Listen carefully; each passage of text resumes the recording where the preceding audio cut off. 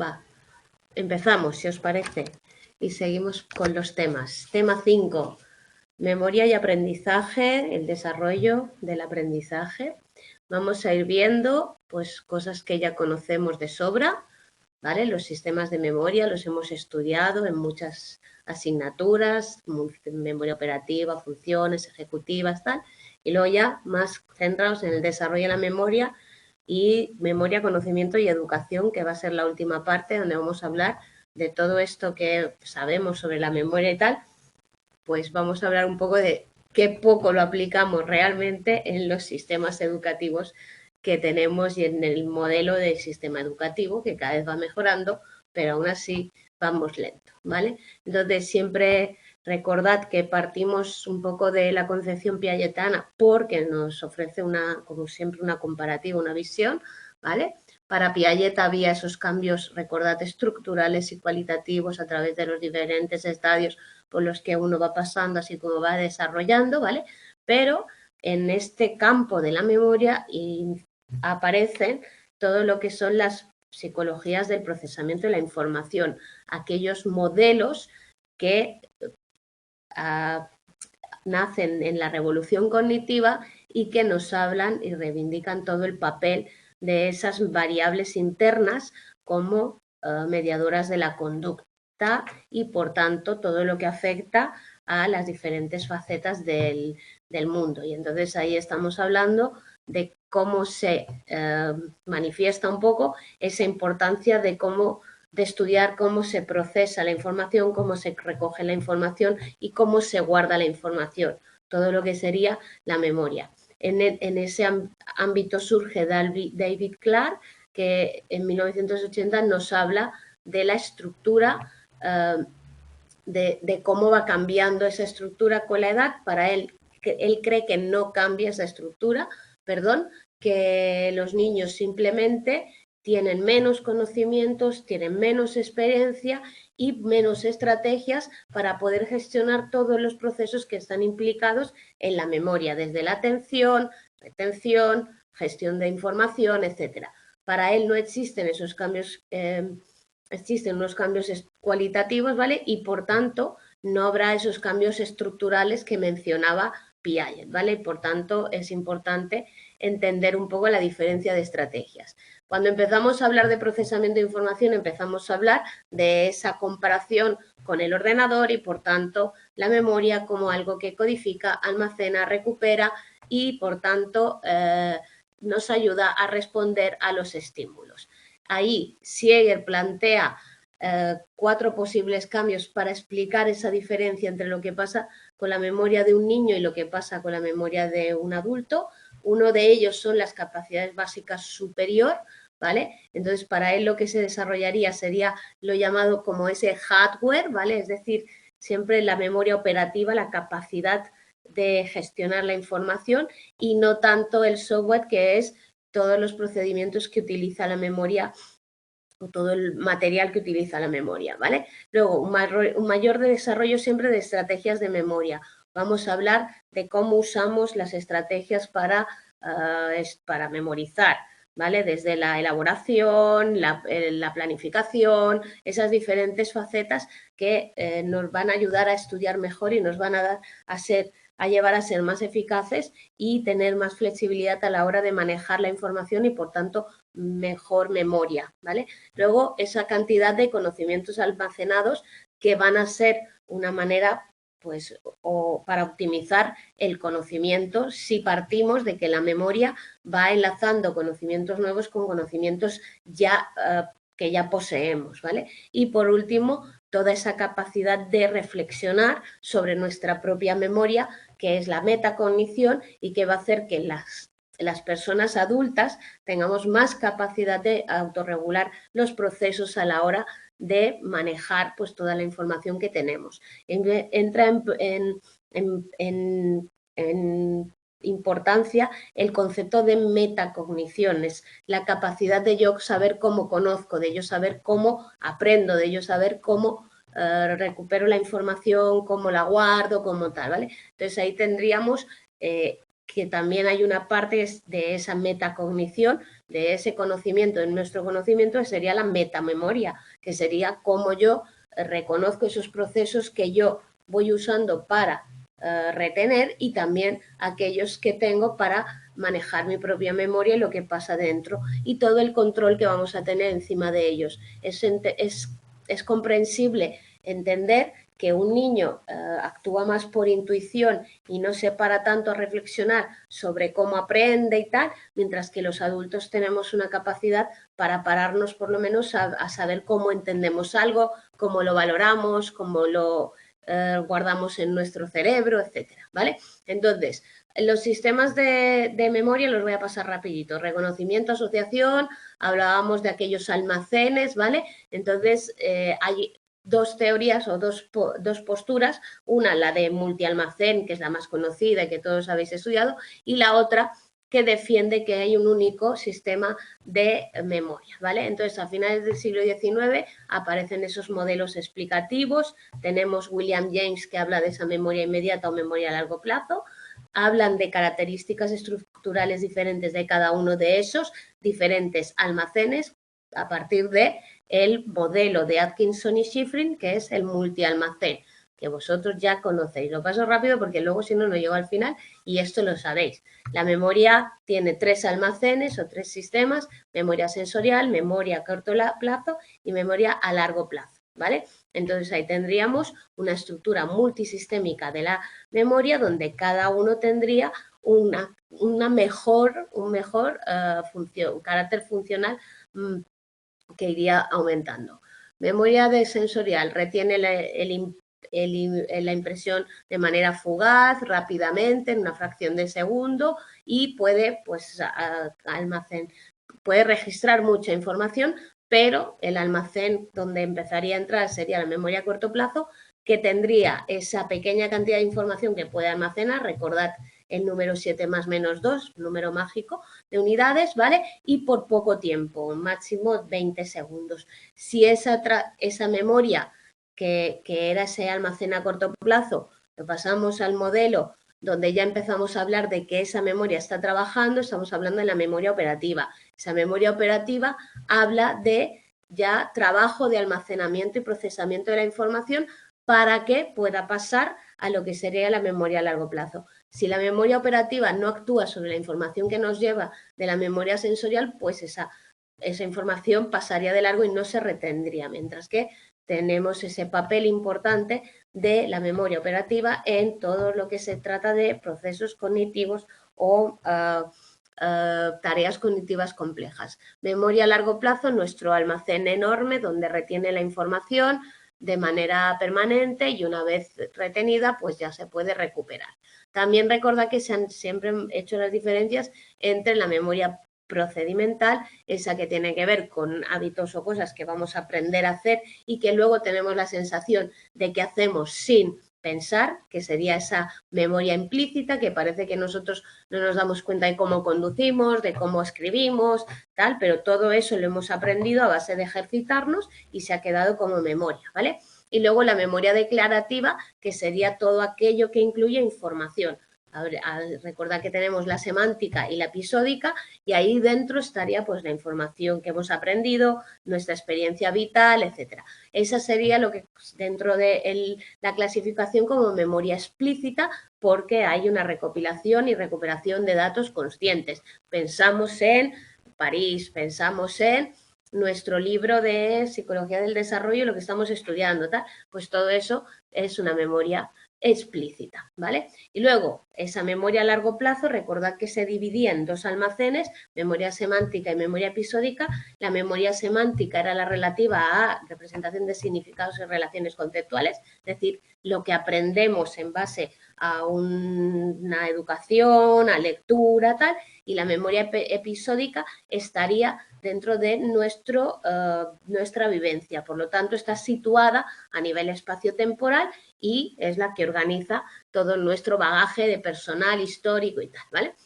Luego, hay una teoría interesante a la hora de estudiar la memoria, sobre todo para lo que es el aprendizaje, ¿vale? Que es la teoría de los niveles de procesamiento de Clark y Lockhart, ¿vale? Esta memoria, esta teoría lo que habla es de 2 niveles a la hora de procesar la información. Para ellos, la información, lo importante no es dónde ubiquemos la información, sino el nivel de profundidad con la que nosotros estudiemos o trabajemos esa información. Para ellos, el nivel de procesamiento profundo sería aquel que generaría el mejor recuerdo porque sería aquel que no quedaría en un sistema superficial. Todo aquello que se almacene de manera superficial se borraría o perdería fácilmente. Y ellos hablan, por eso es importante para el aprendizaje, de las diferentes formas de estudiar que vamos a tener para poder crear un procesamiento profundo o un procesamiento superficial. Por ejemplo, la repetición, el repaso así, sin pensar, sin asociar, sin categorizar, tal, sería un procesamiento superficial. Y entonces se quedaría en la memoria, pero por poco tiempo y no acabaría quedando bien registrado. Mientras que agrupamos por categorías, elaboramos la información, buscamos ejemplos, todos esos procesos cognitivos que sabemos que hoy en día ayudan más a retener, pues sería ese nivel de procesamiento profundo que nos va a ayudar a retener más la información, ¿vale?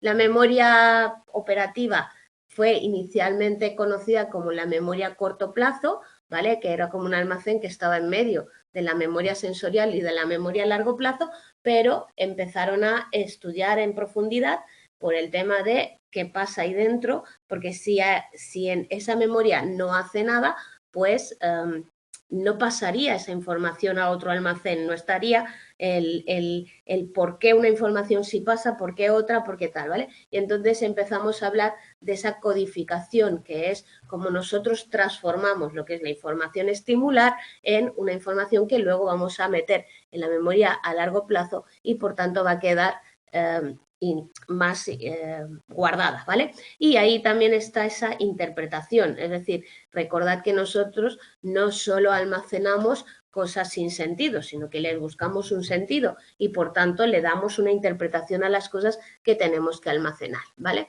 Entonces, se ha entendido que dentro de esa memoria operativa o de trabajo, o es que la llaman corto plazo operativa o de trabajo, ¿vale? Existen diferentes niveles para poder pues utilizar esa información, controlar la información y hacer que esa información se recuerde, ¿vale? De diferentes formas, el agrupamiento, por ejemplo, recordar que la información aislada y suelta sin ningún tipo de estructura, pues no nos va a ayudar a recordar, mientras que si le buscamos una estructura, cuando estudiamos los temas, entender por qué cada cosa, buscar una asociación con lo que estamos leyendo, anterior y tal, eso nos va a ayudar a recordar. Luego la repetición o repaso de los ítems depende de cómo la hagamos, porque si es así mecánico y tal, pues a lo mejor no va a funcionar en ese nivel de profundidad del que hablaba Lockhart, ¿vale? Y entonces ahí tendríamos también ese papel tan importante de ese pensamiento consciente a la hora de memorizar las cosas, a la hora de almacenar esa información en nuestro sistema de memoria, ¿vale? Entonces ahí empezaron a hablarse de esa naturaleza activa de la memoria corto plazo operativa y surge el modelo de Baddeley y Hitz, que también tenéis que conocer, ¿vale? Y en ese modelo lo que ellos proponen es que esa parte de la memoria que nosotros creemos que está en el nivel, en ese nivel intermedio, se están realizando acciones que nos van a permitir guardarla. Ya habla de pues 4 componentes que van a ser los encargados de esas acciones. Por un lado está el ejecutivo central, que va a ser el que va a gestionar el resto de componentes, ¿vale? Es como el maestro de la orquesta que dirige y gestiona todo lo que va llegando para poder pues controlar cómo se almacena. Ahí estaría la focalización de la atención como un proceso básico, ¿vale? Y también la actualización de esa información para incluir pues nuevas representaciones mentales, nueva información y todo, o buscar claves de tarea, etc. Luego estaría el lazo fonológico, que sería el encargado de procesar todo lo que es el almacenamiento de la información verbal, y la agenda visoespacial, que sería la encargada de integrar toda la información que procede de una imagen o de algo espacial, ¿vale? Entonces, esos tres componentes, ejecutivo central, lazo fonológico, agencia espacial, se complementarían con un cuarto que sería el episódico, el retén episódico, ¿vale? Que sería el encargado de pues gestionar la información relativa a nuestras vivencias, ¿vale? Por tanto, para ellos eso es lo que nosotros vamos a integrar como fuente de nuestra memoria a largo plazo en función de esa información que va llegando de los estímulos externos, ¿vale? Por ahí estaría todo eso.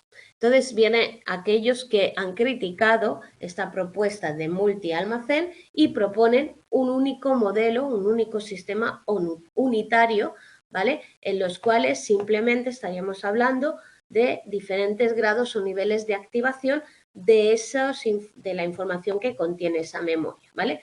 Por lo tanto, tendríamos, por ejemplo, el modelo de procesos anidados, que es ese dibujo que tenéis ahí abajo, ¿vale? Donde lo que harían sería habría una jerarquía de activaciones de la información partiendo de aquella que tenemos disponible en un momento dado por la experiencia y los aprendizajes, y eso iría activando o haciendo que esa información se pusiera o se activara dentro del sistema entrante y entraría a lo que es el modelo o la memoria más amplia, ¿vale? Entonces, estamos hablando de un modelo en el cual lo que se produce es una activación de información en función de la información que ya tenemos guardada o para incorporar nueva información, ¿vale? Por tanto, la memoria operativa sería la información que atendemos y que esa activaría lo que tenemos retenido y eso sería lo que daría a poder retener más información. Esa memoria operativa sería la que pondría el foco atencional en los diferentes aspectos que quisiéramos. El control atencional estaría, recordad, en ese ejecutivo central, en el modelo de Baddeley y Hitch, ¿vale? Y Cowan pues defiende ese foco atencional como algo individual donde cada uno pues va a usar el foco atencional en aquello que para él pues tenga una mayor importancia y eso hará que pueda llegar a un nivel en el cual nosotros lo almacenemos con aquello que para nosotros es importante. Eso explicaría también la diferencia a la hora de recordar información o de gestionar la información. Todos estudiamos el mismo libro, pero algunos pues por ese foco atencional y por ese alcance atencional retendríamos unas cosas, otros otras, ¿vale? Y por tanto para él el almacenamiento va a ser independiente del procesamiento, sino que nosotros a la vez que procesamos esa información hacemos que nuestro almacenaje se vaya construyendo y por tanto tendrá mucho que ver con aquello a lo que nosotros atendemos y aquello que nosotros valoramos, ¿vale? Pasado esto, lo que es el estudio de la memoria en el campo del aprendizaje, ¿vale? Se ha centrado y cada vez ve más importancia en el modelo, en toda la parte de la memoria operativa, como aquel primer paso que tenemos que dar para poder gestionar el resto, ¿vale? Entonces, aunque yo tengo ese sistema externo o sensorial de memoria rápida que no alcanza a centrarse en mí, y cuando yo entro en mi memoria operativa es cuando tengo que poner en marcha esas funciones ejecutivas para que la información pueda o no guardarse dentro de mi memoria a largo plazo. Por lo tanto, todo lo que es la memoria operativa estaría centrado en cómo regulo la información, la dirección, cómo funciona a nivel cognitivo, cómo planifico, cómo todo tendría que ver con el control consciente y la capacidad que nosotros tendríamos de ir almacenando esa nueva información de manera gestionada, ¿vale? Por tanto, ahí tenéis cómo se empieza a hablar de esas funciones ejecutivas, donde se habla de tres funciones principales. Miyake y Friedman hablan de esas tres funciones principales. Una de ellas es la inhibición de respuesta, porque es importante la inhibición de respuesta, es la capacidad de pensar, ¿vale? Y no de actuar de manera automática. Recordad que una tendencia, que hablábamos del sistema mental, de nuestra cognición, es automatizar con algoritmos heurísticos, ¿os acordáis de esto, ¿vale? Entonces, nosotros, si no pensamos las cosas, respondemos de manera automática y podemos dar respuestas incorrectas. Parar esa automatización, ¿vale?, a la que tiende el cerebro, es una manera de mejorar lo que es la gestión del conocimiento, ¿vale? También actualización de las representaciones en esa memoria a largo plazo para decidir lo que nosotros consideramos relevante y actualizarlo. Cuanto más conocemos de un tema, más sabemos distinguir la información más relevante, ¿vale? Es como saber encontrar las ideas principales a la hora de estudiar, que es una cosa que tendríamos que enseñar, saber filtrar lo que es paja y no interesa de aquello que es más importante. Y luego la capacidad de cambiar de tarea, de ser flexible, es la capacidad del cambio atencional, que es una de las funciones ejecutivas importantes. Pues si yo solo puedo estar centrado en una cosa, mirar una cosa y no entender más allá, pues no soy operativo, ¿vale? Esas funciones ejecutivas van a estar muy relacionadas con las diferencias en el desarrollo, ¿vale?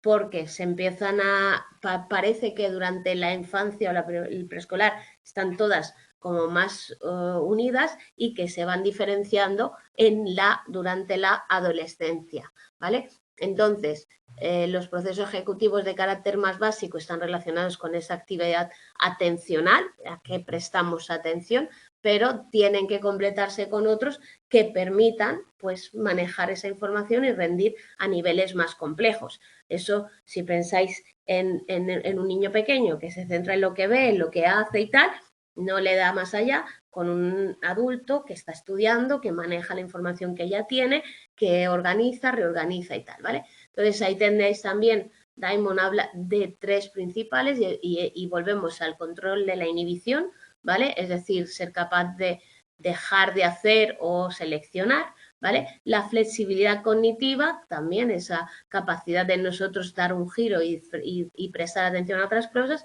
o esas claves de cognición en base a otras órdenes superiores, pensamiento, razonamiento, problemas, etcétera. ¿Qué pasa?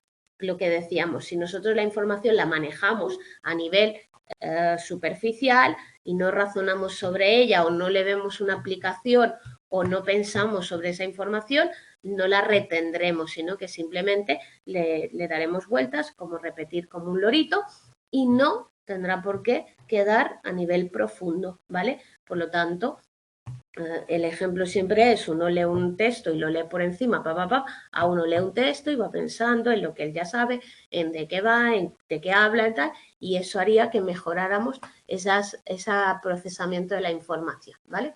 Entonces, se habla de diferentes tipos de funciones ejecutivas, las básicas, ¿vale? Que es focalización de la información, cambio atencional y activación y actualización de la información, inhibición, ¿vale? Esas serían lo que se llaman online, ¿vale? De la memoria operativa, porque se van a hacer durante la tarea y van a incluirse en cualquier tarea que tengamos que hacer. Luego estarían las complejas, donde ya empezamos a manejar otras diferentes. Una sería la planificación de acciones futuras y otra la revisión o la evaluación de los resultados. Cuando yo me pongo a trabajar, a estudiar, a preparar un tema, a preparar algo, cómo me planifico y también qué nivel de valoración hago de lo que he hecho para aprender de mi ejecución y mejorar, ¿no?, el sistema. Entonces serían las offline o de orden superior, porque lo que estamos haciendo es revisar nuestra propia eficacia, planificar nuestras acciones y revisar nuestra eficacia. Y luego está todo el tema emocional. Somos psicólogos, ¿qué os voy a contar? Sabemos que todo lo que tenga, pues lo que esté metido en temas de emocionales puede mejorar o empeorar nuestro rendimiento. Una de las cosas que mejoran es ese nivel correcto de complejidad. Recordad, tareas muy fáciles aburren, tareas muy difíciles bloquean, tareas intermedias pues pueden hacer que nosotros rindamos más, ¿vale? Y lo novedoso que sea la información. La información novedosa nos llama la atención, nos hace sentirnos pues esas ganas de aprender, esas ganas de descubrir que puede ser pues lo que aplique, ¿vale? Entonces, esas básicas, hemos dicho focalización de la atención, es decir, la capacidad de centrar la atención en algo, cambio atencional, hemos dicho capacidad de modificar nuestro foco de atención, activación y actualización de la información, es decir, ser capaces de refrescar lo que estamos estudiando, lo que ya sabemos, tal, pues el que empieza a estudiar este tema antes de estudiar el multialmacén, recuerde todas las veces que ha estudiado el modelo de multialmacén, de memoria operativa, todos los ejecutivos, tal, y que no parta de cero. Y la inhibición de respuestas a información, que es capacidad de obviar o priorizar información, de ver lo que es relevante, lo que no, lo que tenemos que estudiar, lo que no nos interesa y olvidarnos de estar pues pensando en otras cosas, en que luego tengo que ir a hacer la compra o de qué tal, ¿vale?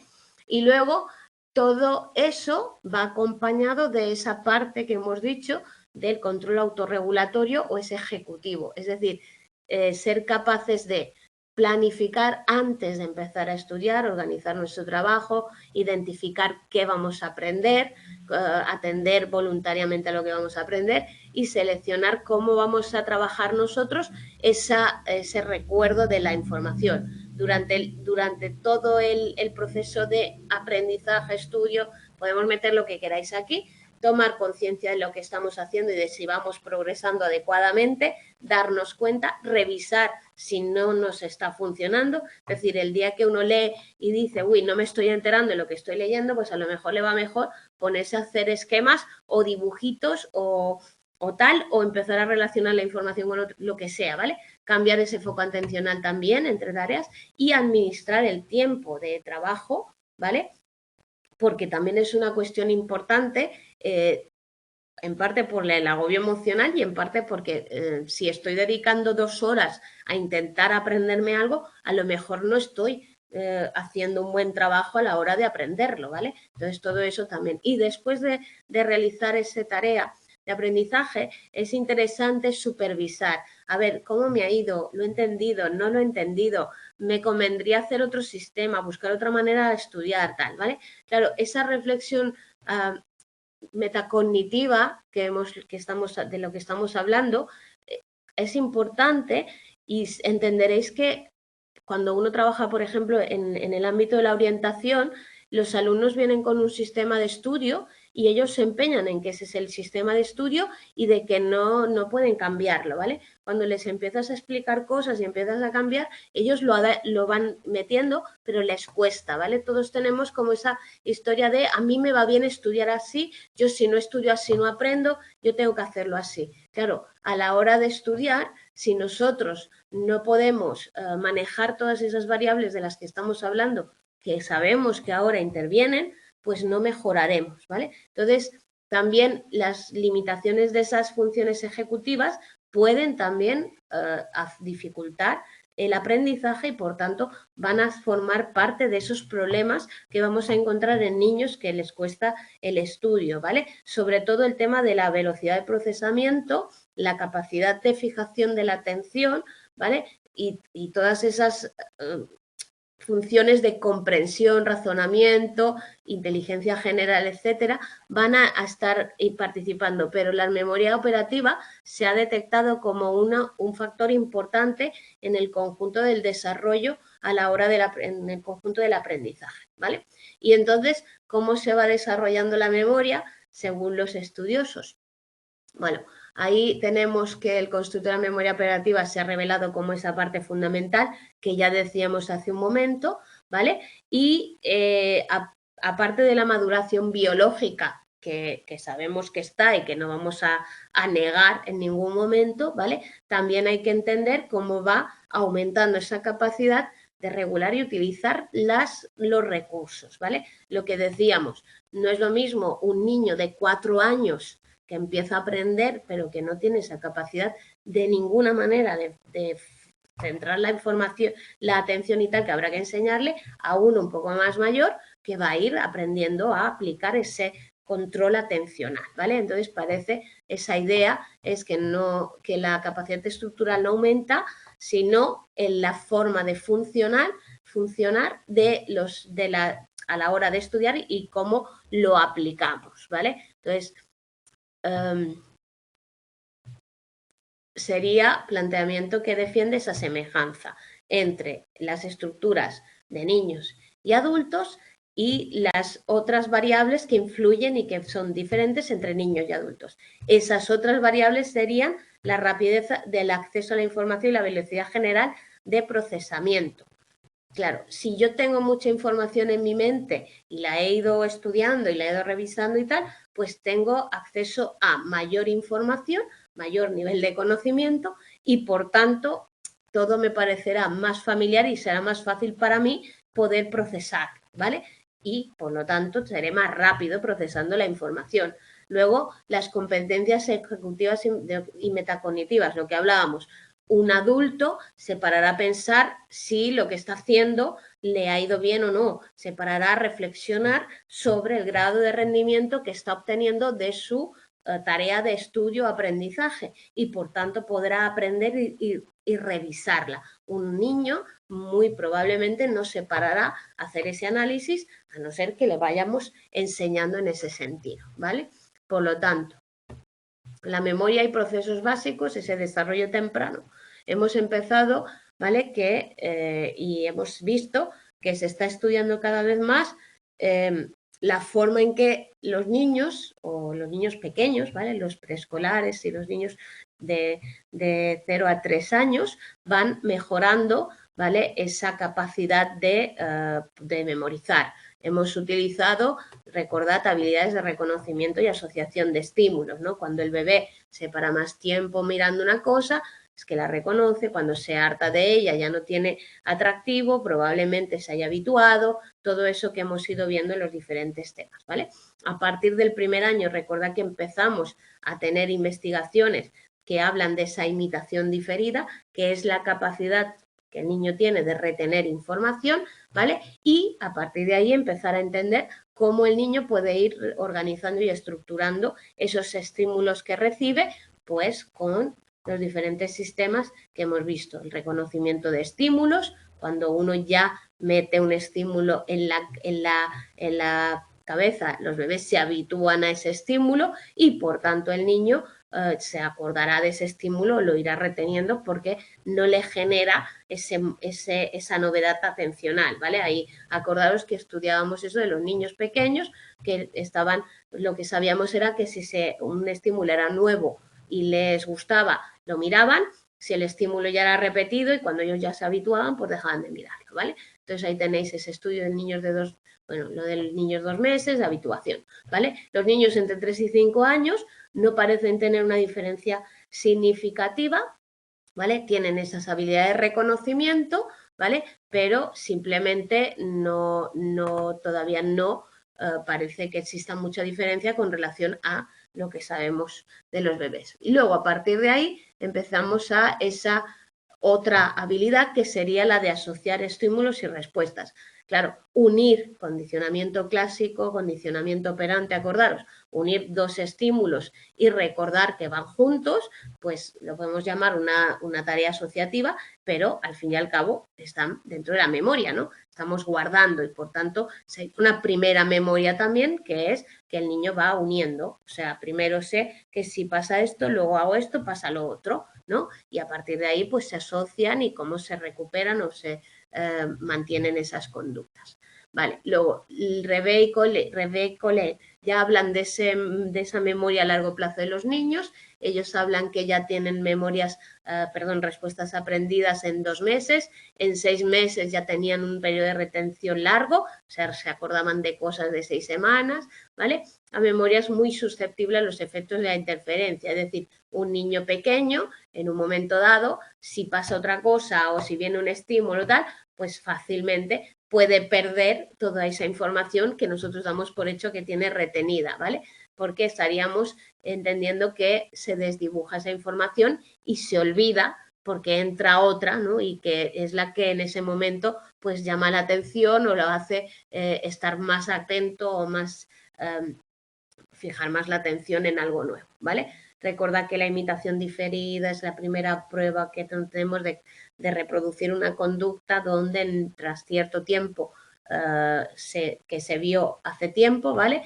empieza a ser una representación. Piaget hablaba de esa primera memoria, ¿no? Del primer recuerdo, y hay estudios que hablan de que se puede dar en los 6 o 9 meses, o sea, se ha estudiado y se ha analizado que puede aparecer antes, sobre todo en con según qué tipo de estímulo. Recuerda que los niños reconocen antes una cara que otros estímulos y, por tanto, si tú le pones a un niño una cara, pues a lo mejor el niño la recuerda antes que si le das otro estímulo, y por tanto, un poco los márgenes siempre de edad en los que Piaget nos dice que aparecen las cosas, pues los nuevos estudios los adelantan o retrasan, ¿vale? En función de las nuevas investigaciones que se van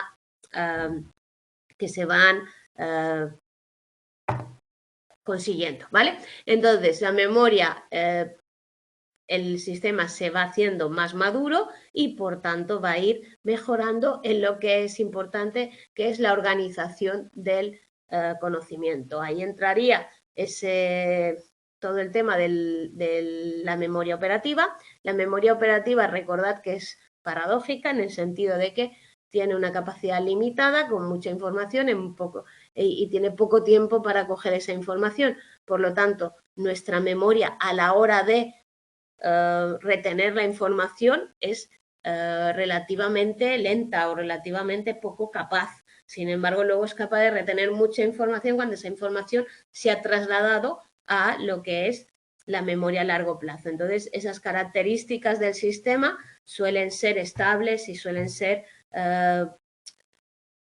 mantenerse, y por tanto se habla de una capacidad o una existencia de esa capacidad de manera innata, ¿no? Que ya la tenemos. Pero luego sí que es verdad que nosotros podemos entrenarnos en nuestras capacidades para procesar la información. Por ejemplo, vamos a ver, el número 7 más menos 2. Recordad que podemos aprendernos 7 números, ¿vale? De una lista hasta 9, 5, 9, ¿vale? 7 más menos 2, ¿vale? Pero si nosotros esos números los agrupamos en un solo número, un millón, no sé cuánto, sí que somos capaces de retener todos los números como una única unidad, ¿vale? Entonces, poniendo como ejemplo el agrupamiento de la información, entendemos que las unidades, es verdad que solo son 7, o máximo 9, mínimo 5, pero también es verdad que nosotros podemos usar estrategias para manejar esa forma de retener la información y, por tanto, elaborar y mejorar la eficacia de nuestra memoria operativa. Y eso es un poco lo que se discute, ¿no? Que es un tema de desarrollo de capacidad o un tema de eficiencia de esa capacidad, ¿vale? Claro, el procesamiento de la información hemos dicho que es limitado, eso nadie lo ha puesto en duda, nadie ha discutido el tema de que nuestra memoria operativa realmente tiene un número limitado de capacidad para retener información y, por tanto, ¿vale? Incluso Pascual Leona, recordad que nos proponía un desarrollo en función de el nivel de dígitos o de unidades que se podían retener, ¿vale? Y que tenía que ver hasta esa capacidad de retener hasta llegar a la fase adulta, ¿vale? Y, por tanto, ahí estaría un poco el tema de qué es lo importante. Entonces, hay hipótesis que hablan de ese aumento de la capacidad con cierto apoyo empírico, ¿vale? Por ejemplo, que muestran rapidez de acceso a la información o velocidad general de procesamiento que se va incrementando con la edad, ¿no? Entonces tendríamos esos, pero otros hablan de eso, de que al final no es una mejora en la rapidez del acceso o velocidad del procesamiento, sino que es una mejora en las estrategias que nosotros usamos para acceder a la información o para procesar la información, ¿vale? Entonces, al final, nosotros sería manejar mejor la información que tenemos y utilizar de manera más eficaz esa información, que sería lo que defienden las teorías estas, ¿vale? Entonces, otros estudios hablan de esa diferencia entre niños y adultos, también en la forma de realizar las tareas con mayor o menor eficacia según la estrategia que se utiliza, ¿vale? Entonces, ahí hablaríamos de los resultados obtenidos con niños preescolares. Los niños mayores presentan mejor rendimiento en tareas de comprensión, ¿vale? ¿Por qué? Porque han aprendido a leer y han ejercitado todas las estrategias de comprensión, ¿vale? Ahí también esos procesos de control que también serían importantes, porque no es lo mismo alguien que no sabe fijar la atención, niño más pequeño, que se distrae con otras cosas o que tiene menor capacidad de inhibición de lo que le pasa por la frente. Bueno, por ejemplo, los niños con trastorno por déficit de atención, sabéis que, como dicen ellos, se distraen con una mosca, ¿no? Se distraen con cualquier cosa, entonces no tienen esa capacidad de regular la atención y por tanto les es difícil y se dispersan y tal. Por lo tanto, y eso también pasa en niños pequeños, ¿no? Entonces, parece que la memoria operativa se desarrolla con la edad, ¿vale? Según un estudio que ha realizado Siegel, ¿vale? Y esos niveles después ya es en función de las estrategias, ¿vale? Luego, ¿hay una maduración biológica o es el funcionamiento del ejecutivo lo que hace que nosotros mejoremos a la hora de retener la información? Bueno, la información o la evidencia que tenemos no permite aclarar si es evolutivo o si simplemente es algo funcional y, por tanto, podemos explicar que hay algunos factores que ayudan a poder entender ese desarrollo de la memoria. La capacidad de inhibición, la velocidad de procesamiento y el manejo de toda esa información van a ser claves para mejorar, ¿no? Todo lo que es la memoria.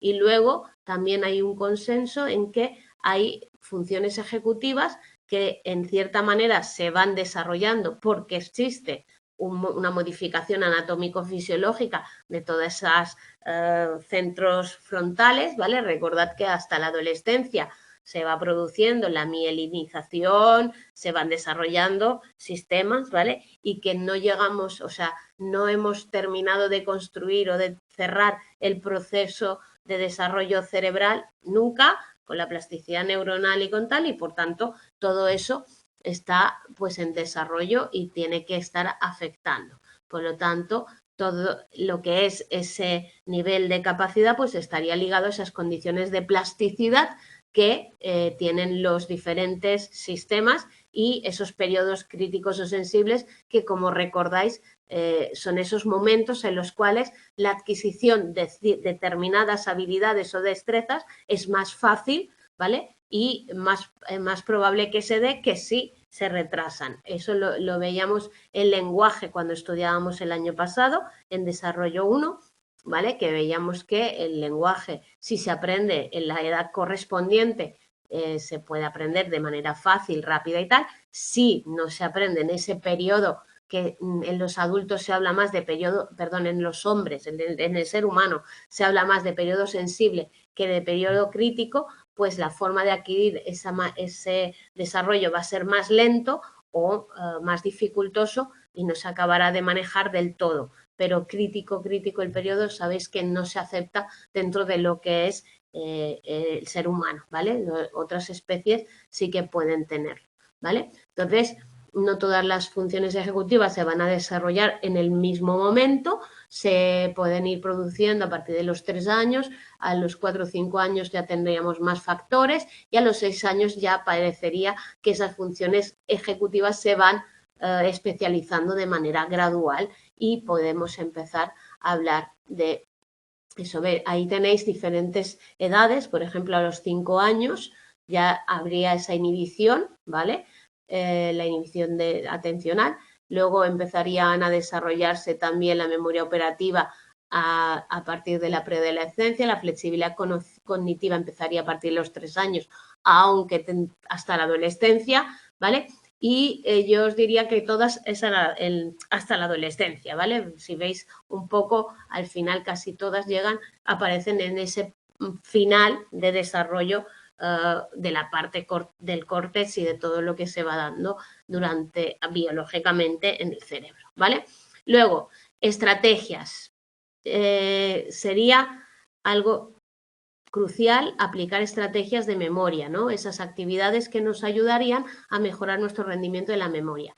Claro, esas estrategias deben ser utilizadas de manera deliberada, es decir, yo no planifico, no me surge planificar de manera que no, es una acción que yo tengo que ir haciendo de manera consciente cuando yo pienso que tengo que revisar una información, mirar no sé qué, mirar tal, ¿vale? También estamos hablando de qué quiero llegar a hacer y cuál es el control intencional de lo que hago. Por lo tanto, esas estrategias, si las vemos así, las tendríamos que enseñar, ¿vale? Estrategias de ese tipo, repetición, la más básica, recordad, procesamiento superficial.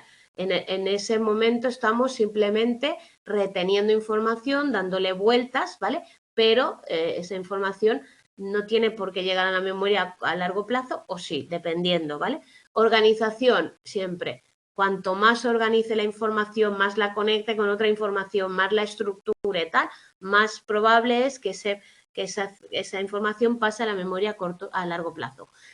Elaboración, darle vueltas, crear una historia, montarme de qué va lo que estoy leyendo y estudiando, buscarle una aplicación, darle vuelta, tal. En ese punto estamos mejorando. O sea, cuando yo elaboro la información que intento memorizar o retener, mejor me va a ir para tenerla guardada y, por tanto, estoy a un nivel profundo, ¿vale? Repetición es la más básica, perdón, la primera que se desarrolla y es superficial totalmente. Y sin embargo es la que más usan todos nuestros niños entre los 5 y los 10 años y pues es la que se utiliza muchas veces o la más utilizada, lo pone en otro lugar, en la educación, ¿vale? Entonces, cuando estamos hablando de esa repetición, hablamos de un estadio, claro, de 5 a 6 años, donde no está disponible ni puede introducirse, un segundo estadio que ya dispone de esa estrategia y a partir de 7 años ya puede hablarse del empleo maduro de toda estrategia de repetición de la información para pues memorizar lo que se dice. Organización, agrupar la información, formar categorías, bueno, reducir el inmediato de la información, reducir o seleccionar como generar ideas que nos lleven a explicar todo, ¿no? Esto, él me lea una página, bueno, de aquí que saco esto, esto y esto, ¿vale? Procesamiento profundo, en este caso, cuando ya empiezo a organizar la información y habla de un retraso de 2 o 3 años con respecto a la repetición. Por lo tanto, a partir de los 10 años, 11, los niños empezarían a utilizarla de manera espontánea, ¿vale? A categorizar, a agrupar cosas, ¿vale? En los 5 o 6 años se instruyó, pero y mejoraron. Es decir, nosotros podemos conseguir que los niños apliquen un sistema de organización si les enseñamos o les entrenamos a hacerlo. Pero a veces ni siquiera, lo pone al final, ni siquiera la generalizan, ¿vale? Y la estrategia de elaboración que implica un procesamiento de información. Organización igual esquemas. Puede, ¿vale? Es decir, la organización sería un índice, un esquema, un tal, que a ti te lleve a generar bloques de información, ¿vale? Y reducirla de alguna manera para tenerla bien ubicada. Sí, puede ser esquemas, ¿vale? Luego, Single habla de la elaboración, raramente se produce antes de la adolescencia, ¿vale? Es un uso muy escaso, de hecho no se enseña y por tanto muy pocos niños se han beneficiado de elaboraciones, ¿vale? La mayoría es elaborar información de modo significativo teniendo en las consecuencias el mejor recuerdo, es decir, cuanto más elaboremos la información, mejor recuerdo tendremos, ¿sí? Elaborar, chicos, coger y pensar memoria, vale, venga, la memoria, ¿cómo la elaboro? Pues yo me invento una imagen de todos los niveles de memoria, voy metiendo la información, episódico, tal, cuántos tienen, no sé qué, voy elaborando esa información, voy viendo pues mi estructura, cómo va manteniendo o generando cada vez más recuerdo. Es un poco contarnos esa información de manera que nosotros podamos llegar a comprenderla y a interiorizarla, ¿vale? Entonces, diferencias evolutivas en cuanto a cómo se usan esa estrategia han sido lo que se ha estudiado para entender los diferentes niveles de capacidad, ¿vale? Entonces, en la etapa inicial hay un déficit de mediación, ¿vale? No hay estrategias. En la etapa intermedia el niño ya empieza a poder utilizar alguna estrategia, aplicarla espontáneamente, aunque no llega a utilizarla de manera espontánea todo, ¿vale? Alguna vez suelta y tal. Y luego ya la utilización, pues el niño también reconoce eso, pero no acaba de ver la eficacia que tienen y por tanto pues puede no utilizarla o no aplicarla en el aprendizaje, ¿vale? Entonces, la adquisición de todo eso no es una cuestión de todo o nada, hay que irlas trabajando de manera que podríamos enseñárselas a los niños, pero no diciéndoselas una vez y ya está, que a veces es lo que hacemos. Una sesión de aprendizaje, una sesión de técnicas de estudio y se acabó. Aparte de que las técnicas de estudio, no sé si habéis hecho, pero ya cada vez están más obsoletas, es decir, no es leer, releer, subrayar, no sé qué, hay que meter otras cosas de carácter cognitivo, ¿vale? Todo esto que estamos estudiando, que lo veremos en aprendizaje también. Es decir, vamos a intentar que los niños aprendan esas estrategias de mayor calaje para procesar en profundidad la información que tienen que estudiar, ¿vale? Y vamos a intentar pues que también aprendan una variabilidad de las mismas para poder aplicarlas. Hemos dicho que una parte importante es que cada uno acabe siendo capaz de ver cómo a él le va bien el estudio o cómo él estudia. Por lo tanto, elaborar una información quizás no es la misma manera para uno para otro. La compañera hablaba, o el compañero Rafa, hablaba de esquematizar la información. Pues hay quien dice que los esquemas le van bien, que le van mejor los los mapas conceptuales, ¿vale? Pues cada uno, y a mí los mapas conceptuales nunca me han ido bien. O sea que cada uno también esas estrategias podría utilizarlas. ¿Cómo se va aprendiendo esto? Pues en experiencias escolares, a través de aumento de conocimiento de base, con la comprensión metacognitiva de las tareas que vamos realizando, ¿vale? Y con el decremento de los recursos cognitivos, es decir, tengo que aprender a utilizar o manejar bien mis estrategias porque se me acaba el tiempo o ya no puedo, ¿vale?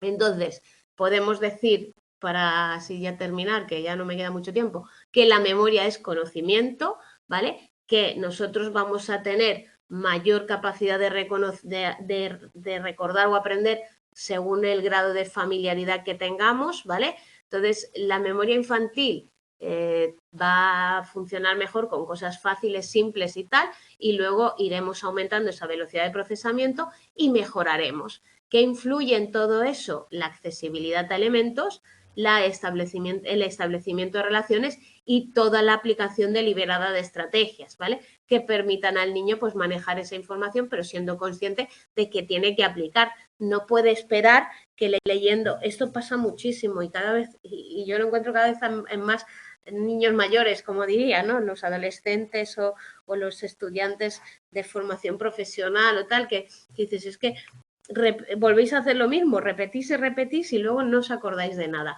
Van a clase, no se acuerdan de lo que escuchan. Estamos ahí trabajando duro, ¿eh? Luego, pues esa influencia en los niveles de conocimiento se ha evidenciado en tareas de memoria y en otras tareas. ¿Qué pasa?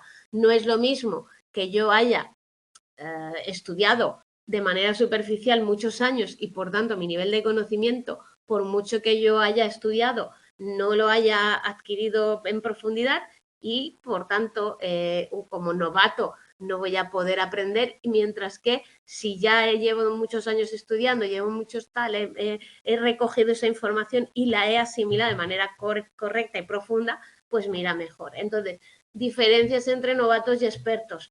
Bueno, los novatos, por ejemplo,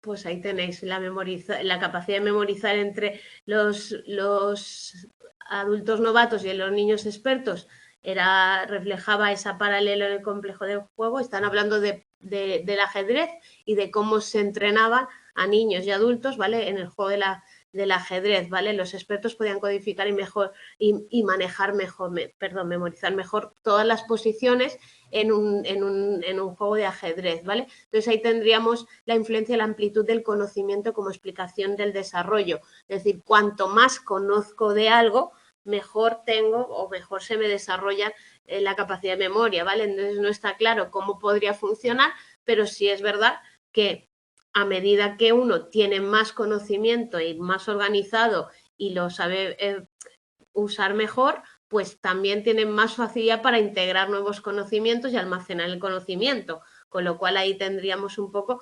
ese círculo. Por eso los adultos a veces a la hora de estudiar, por mucho que vayamos más cansados, hagamos más cosas y tal, retenemos mejor que los niños porque llevamos mucha más información y tal. Y yo os diría lo que os digo siempre, con todo lo que ya hemos estudiado, con todo lo que sabemos, la información se nos tiene que quedar más fácilmente. Y todo el metaconocimiento. Recuerda que hemos dicho que una base o de lo que se defiende es que lo que yo ya sé me facilita saber más cosas, por lo tanto, tener capacidad de entender lo que yo ya sé o lo que yo ya tengo en mi memoria puede mejorar todas las estrategias para aplicar a la hora de poderme estudiar, seleccionar la información, controlar lo que me tengo que aprender, lo que no, controlar cómo aprender las cosas, cómo estudiarlas, tal, y por tanto, la metacognición o la capacidad de gestionar nuestra forma de aprender, metamemoria, tal, va a hacer que nosotros podamos mejorar nuestro rendimiento y utilicemos todas esas estrategias de la mejor manera y de manera más operativa. Y aquí es donde ya os cuenta esto que acabamos de decir, la propia escolarización y a las experiencias que conlleva como el principal factor para el desarrollo de estrategias de memorias, ¿vale? Niños que, pues, diferentes culturas y tal, sin embargo, no se enseñan esas estrategias, ¿vale? Es lo que pone ahí, no se enseñan explícitamente. Se da por hecho que los niños van a ir aprendiendo primero a repetir, luego a agrupar, luego a clasificar, luego tener estrategias de elaboración y tal, y se da por hecho que eso va a pasar. Y sin embargo, se constata que la forma básica que se espera y que se enseña en los niños es la estrategia de repetición, es leer muchas veces una cosa, tú léelo mucho porque has estudiado, no es que no lo has leído lo suficiente, ¿vale? Y parece que no se activan otro tipo de estrategias o no se trabaja para que los niños acaben activando esas otras estrategias de estudio que cada vez sabemos que pueden mejorar más la memoria, ¿vale? Y ahí entramos en todos los temas que hemos visto aquí. Organizar, planificar, supervisar, elaborar, tal, ¿vale? Por lo tanto, todo esto también se relaciona con la lectura, ¿vale? Y con la escritura, por supuesto, que van a ser básicos para todo el aprendizaje, y los niños también pues deben pues aprender otra manera. Los niños ahora leen, ¿vale? Aprenden a leer, pero no leen para aprender, ¿vale? Que es lo que un poco. Entonces, estamos intentando volver a la comprensión lectora deficitaria en la mayoría de casos. Niños que han automatizado la lectura, que leen y no entienden, no sacan nada de lo que han leído porque se leen rápido, cree que, bueno, sí, todo se queda en un primer momento, pero luego esa retención de información en la memoria a largo plazo, tal, no está. Y por lo tanto, pues tenemos un problema de base, ¿vale? Entonces, no desligar el desarrollo de las capacidades de la memoria operativa y las funciones, ya que pauta evolutiva la pauta evolutiva es un factor clave.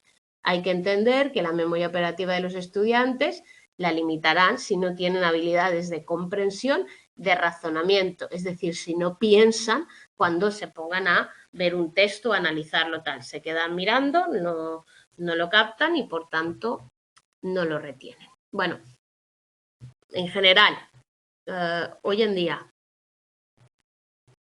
dificultades de focalizar la atención, ¿vale? Y todos diréis, bueno, es que los nuevos sistemas de las máquinas y tal, todo es muy rápido, todo muy tal, pues eso. Poca profundidad en el estudio y poco pensamiento y razonamiento cuando se estudia, ¿vale?